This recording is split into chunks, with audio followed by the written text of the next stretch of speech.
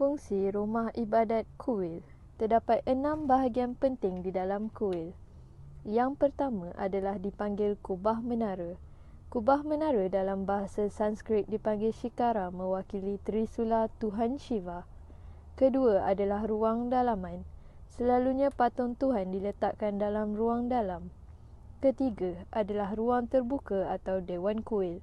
Ianya berfungsi sebagai tempat penganut bermeditasi, sembahyang, memuji Tuhan dan lihat sami mengenali upacara. Keempat adalah anjung depan. Di anjung depan selalunya ada loceng logam yang digantung dari siling. Bunyi loceng adalah simbol kemasukan penganut dan masa keluar penganut dari kuil. Kelima adalah takungan air ataupun tempat mencuci tangan dan kaki di depan kuil. Keenam adalah tempat jalan untuk penganut jalan sambil sembahyang dan menyembah. Sebelum menjelajah di dalam kuil tersebut, kami telah menemubual seorang penjaga kuil yang telah diwarisi turun-temurun dari keluarganya. Terima kasih dekat Sir sebab terima kunjungan kami untuk datang ke kuil ni. Okay, kami sekarang tengah bertugasan untuk kunjungan ke rumah ibadat yang selain agama kami. So kami berminat dan tertarik dengan kunjungan ke agama Hindu, which is kuil sendiri. So pertanyaan saya kepada Sir, cara pemakaian orang yang nak beribadat ke sini, etika dia selalu macam mana? Atau dia orang pakai baju biasa saja untuk beribadat ke atau ada pakaian khusus? Sebelum jawab, saya introduce saya. Saya Seducer Kuil. Saya Seducer Kuil. Nama saya Sundra Bukti.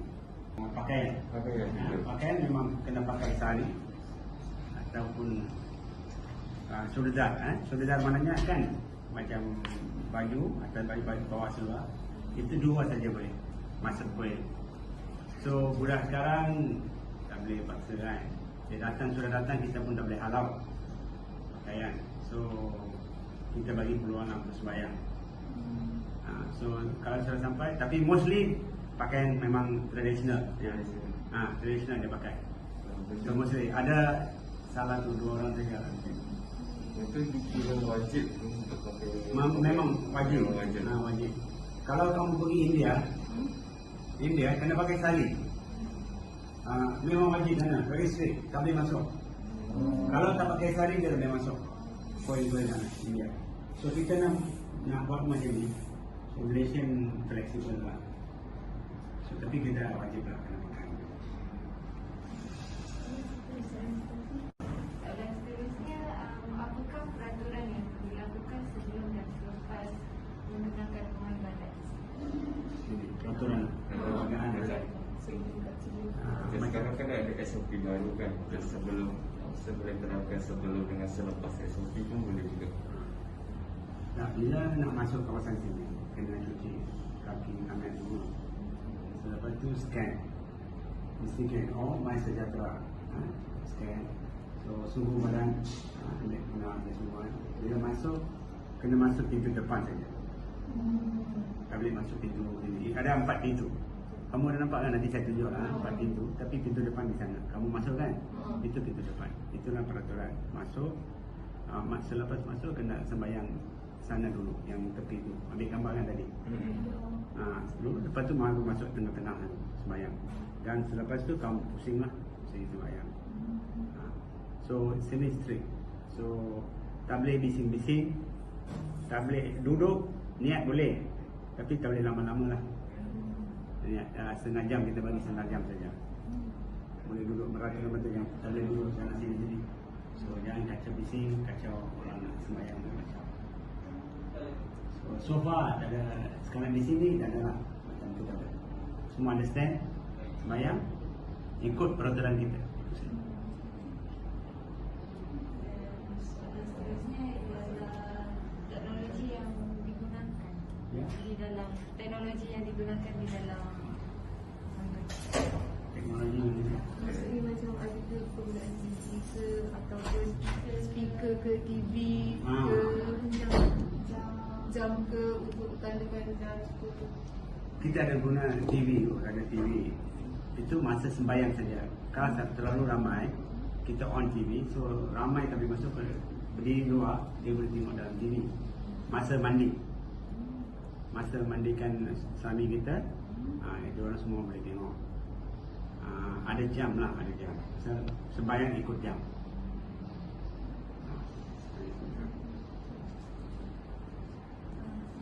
So pagi sembahyang pukul 7 sekali. Sebelum tu dia mandikan 6.30 dia mandikan semua. Sedia untuk sembahyang pukul 7. Bunyi loceng. Selepas tu pergi sembahyang. Itu Sami saja. Ya. Itu yang mandi Sami lah. Sami saja. Sami saja. Ini imam macam imam juga Sami sini. Imam pun pernah mandi juga. Pagi mandi. So pagi macam tu, petang pun macam ni. So 2 kali. Rasmi, bukan rasmi pagi. Penutupan sekarang lah, baru pukul 11. Dan petang 6.30 bukan. Lepas tu malam 9.30 penutupan.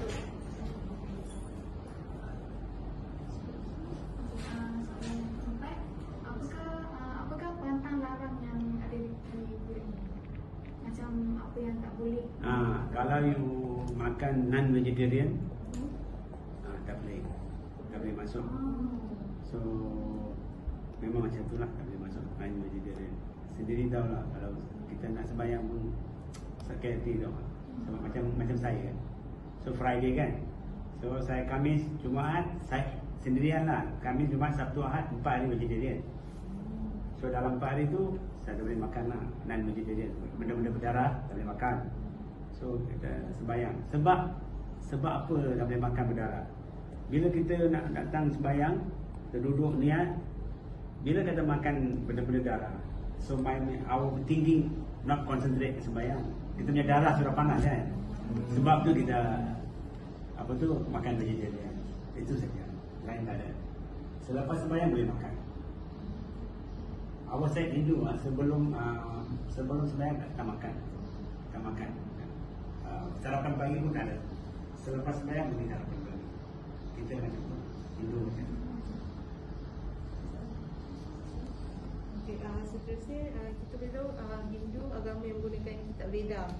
So apakah sumber-sumber kitab Veda tu datang daripada Malaysia ataupun daripada India? Daripada India. Daripada kalau dulu lah, zaman dulu dari India datang sini, dia split lah, itu saja. So dulu ada setiap kuih ada kopi ke? Ada salinan kitab ataupun? Itu susah mendapat salinan. Susah mendapat salinan. Kita dapat saja malam internet. Kuil atau rumah-rumah ibadat memainkan peranan yang besar dalam memberi pengajaran agama dan moral kepada masyarakat setempat. Dan perjanjian telah dibuat dan semua masyarakat tempatan yang tidak beragama tidak mempunyai masalah dengan membina rumah ibadat tersebut kerana mereka saling menghormati. Kitab yang digunakan ialah kitab Veda. Yang kedua, organisasi rumah ibadat untuk kuil Sri Maha Mariam yang diurusi oleh Encik Sundramukti sebagai setiausaha. Beliau juga adalah generasi yang ketiga untuk mengurusi kuil tersebut. Yang ketiga, yayasan memberi makanan percuma kepada penganut agama Hindu selama 1 hari selepas mereka berjalan di pekalangan Seksyen 7. Terakhir, konsep simbol kuil yang digunakan oleh Sri Maha Mariam ialah Mariamam, iaitu bermaksud mengutamakan perempuan dan tidak boleh bersikap kasar. Gereja memberi peranan di dalam pengajarannya termasuk pengurusan melalui iman dan penginjilan Injil dan ajaran sosial Katolik yang menekankan sokongan kepada yang sakit, golongan miskin dan orang yang menderita melalui kerja-kerja belas kasihan korporat dan kerohanian. Gereja Katolik adalah penyedia pendidikan dan penjagaan kesihatan bukan kerajaan terbesar di dunia. Gereja juga membantu dalam pertubuhan rohani dan memberi nasihat.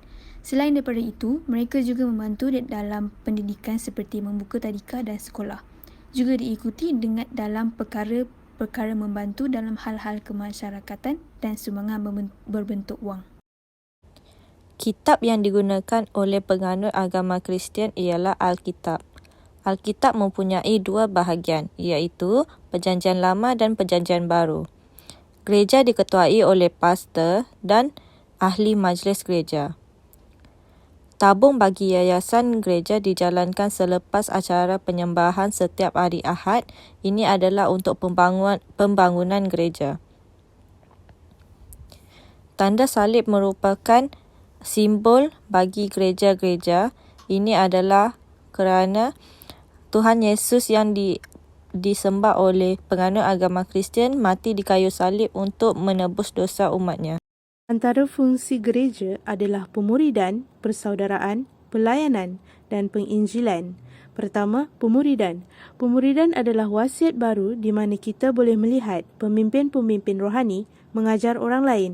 Ianya sebahagian gaya hidup orang Kristian dan ianya sebahagian daripada amanat agung. Kedua, persaudaraan. Ia bermaksud berkongsi hidup, berkongsi emosi, tanggung-menanggung beban satu sama lain, saling menggalak satu sama lain dan membantu orang yang berkeperluan. Ketiga, pelayanan. Pelayanan adalah dari segi fizikal. Layanan fizikal boleh dilihat sebagai menyokong Injil. Akan tetapi, pelayanan harus dilakukan tanpa sebarang isyarat, tanpa percubaan untuk mendapatkan sesuatu sebagai balasan. Yang keempat, penginjilan. Penginjilan adalah suatu kepercayaan yang tidak boleh diubah oleh sesiapa selain Allah. Penginjilan memerlukan suatu muka peribadi. Ia juga perlu menggalakkan orang belajar dan melaksanakan dan memberi teladan untuk orang lain. Kami dari MSU, kami dari subjek Ethnic Relation nak buat interview tentang gereja. Nama saya Mio Syakir Zufairi Farouk. Nama saya Loli Julie Dijas. Nama saya Nur Afifah. Nama saya Nur Syarifina binti Muhammad Azrih. Itu saja. Lazimnya tiada juga peraturan ketat tentang pemakaian ke rumah ibadat Kristian, tetapi mungkin di kalangan denominasi atau mazhab yang lebih tradisional, jemaat diajar untuk berpakaian kemas, kemas ke ibadat setiap Ahad sebagai tanda hormat kepada Tuhan. So itu datang dari ungkapan bahasa kiasan di dalam bahasa Inggeris, iaitu to wear your Sunday best. Dan ini mungkin paling ketara di dalam denominasi tradisional seperti Baptis, Anglican, Lutheran, Katolik, di mana jemaat di kalangan wanita mereka perlu memakai tudung semasa ibadah dijalankan, dan mereka juga tidak dibenarkan untuk mengajar di khalayak ramai. Sebagai tanda mereka perlu tunduk kepada kuasa yang telah diamanahkan kepada kaum lelaki oleh Tuhan melalui kejadiannya, di mana Adam diciptakan oleh Tuhan terlebih dahulu dan Hawa diciptakan oleh Tuhan untuk Adam. Okey, so berkaitan dengan soalan tentang etika, ia lebih kepada liturgi, di mana susunan atau cara di sepanjang ibadah akan ditetapkan. Ini akan dilihat dengan jelasnya terutama sekali di kalangan denominasi gereja tradisional juga, di mana lagu janji kemenangan iman akan dipilih dan tertera di dalam sehelai buletin. Dan bukan saja itu, setiap acara sepanjang ibadah akan disenaraikan di dalam buletin tersebut, dan pengendali atau pemimpin ibadah setiap kali ibadah dijalankan akan berpandukan liturgi tersebut. Ini adalah kerana liturgi berkait rapat dengan sejarah dan tradisi gereja awal, di mana unsur-unsur penyembahan dan yang sama digabungkan di dalam ibadah untuk berabad-abad tahun. Secara ringkasnya, liturgi digabungkan di dalam ibadah untuk diamalkan. Secara ringkasnya, liturgi diamalkan di setiap gereja, termasuk di kalangan gereja yang bukan tradisional. Sebagai contoh, liturgi yang diamalkan di gereja ini, walaupun lebih ringkas, akan selalu mengikut juga susunan atau cara dari awal hingga selesai seperti berikut. So, kata-kata mula-mula dengan kata-kata aluan dengan doa pembukaan, diikuti oleh pujian dan penyembahan dengan nyanyian lagu, biasanya sebanyak 4 atau 5 lagu. Perjamuan kudus setiap minggu pertama setiap bulan, diikuti oleh khutbah, lepas tu pemberian atau persembahan dengan pengumuman info gereja dijalankan serentak, dan diakhiri dengan doa pemberkatan. Dan ini dan akan disediakan juga waktu berdoa, pengakuan dosa, pembacaan firman Tuhan, dan pada ibadat tertentu acara pembaptisan juga.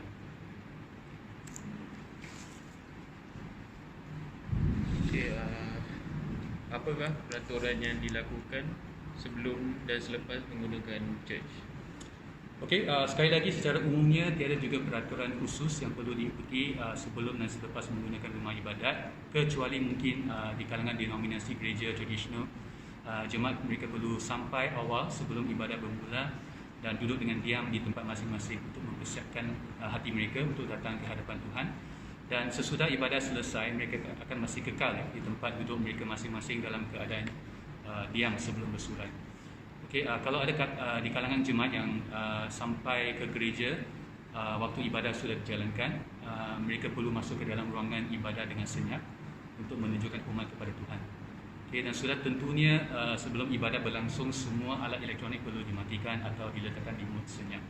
Selain itu, ia lebih kepada memastikan ruangan ibadat di dalam keadaan teratur dan bersih sebelum dan selepas rumah ibadat digunakan, dan semua switch untuk lampu, kipas, penghawa dingin ditutup sebelum meninggalkan ruangan ibadat, yang merupakan peraturan asas tentang penjagaan kebersihan dan ketertiban berkaitan penggunaan rumah ibadat sebelum dan selepas penggunaannya.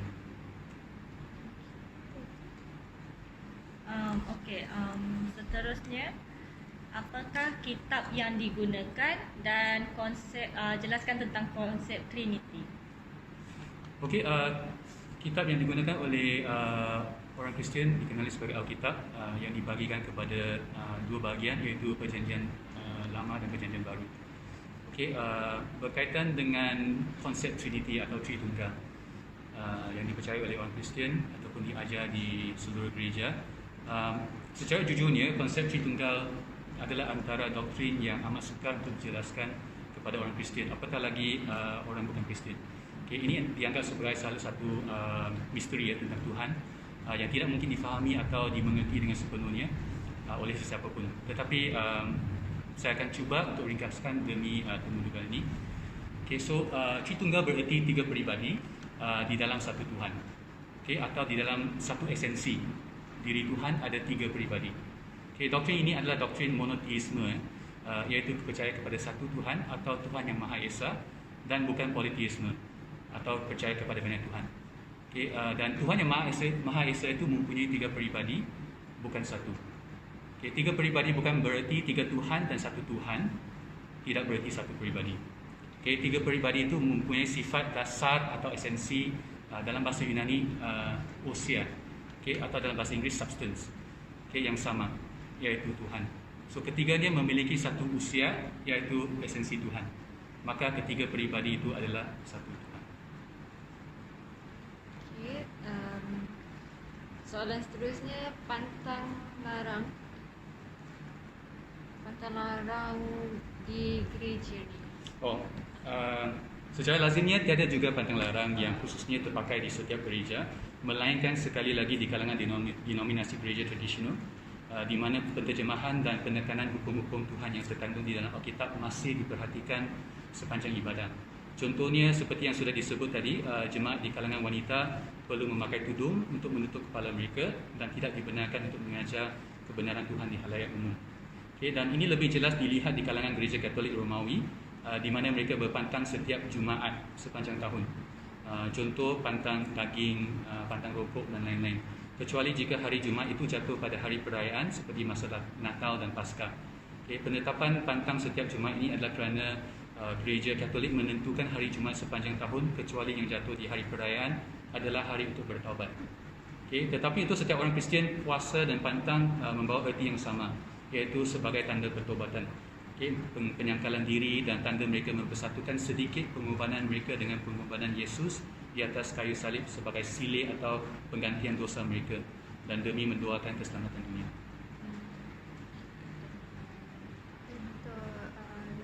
Nak tanya, berapa lama dah bangunan ni, church ni ada dekat bangunan ni, ataupun sebelum ni ada dekat tempat lain baru pindah sini, ataupun memang ada sini? Gereja SIB di Semenanjung, biasanya mereka sewa bangunan. Mereka tidak menetap di satu bangunan untuk lama kecuali mereka dapat list lah untuk lama. Untuk gereja ini kami sudah berpindah sebanyak 4 kali ya sejak penubuhan gereja ini. So ini baru dalam 3 tahun ya. 2 tahun saja. Ya. Sebelum tu di dekat juga di ujung sana. Ya. Apakah teknologi yang digunakan dalam rumah ibadat ni? Okay, so terima kasih untuk soalan. Saya rasa penggunaan teknologi di gereja agak standard juga dengan adanya sistem siaran raya atau PA system dan multimedia seperti projektor dengan skrin LCD untuk penyiaran lirik lagu, waktu sesi pujian dan penyembahan, ayat firman Tuhan, waktu sesi khotbah, info gereja dan sebagainya. Okay, mungkin bezanya hanya gereja mega atau gereja yang lebih besar akan menggunakan kelengkapan teknologi yang lebih canggih. Okay, mungkin masih ada lagi dari kalangan gereja tradisional yang langsung tidak atau kurang menggunakan teknologi di mana mereka memuji dan menyembah Tuhan menggunakan buku lagu kemenangan iman yang dicetak, atau di kawasan orang asli di mana mereka tidak mampu untuk membeli peralatan teknologi untuk digunakan semasa